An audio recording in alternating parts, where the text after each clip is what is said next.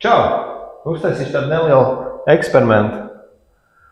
Kā krāsoju priekšnam, es izmantoju šo līmeni. Plēšot nost, bišķītiņu sūdu sanāca, nāca šīs tos līdzi.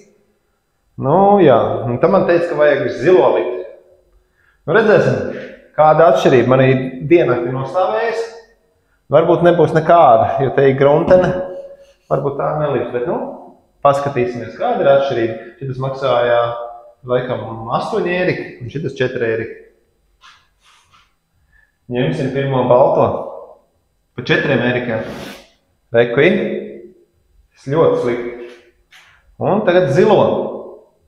Pa 8 eirikiem. Neredz šķirmu.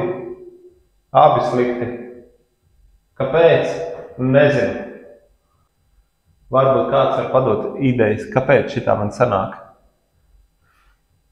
Kā te ir krāsojumā lēma.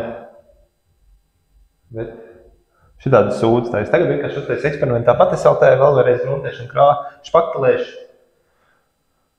Beigās es neliku, nu, kā saka, bija domā līmēt kriestiem riņķī.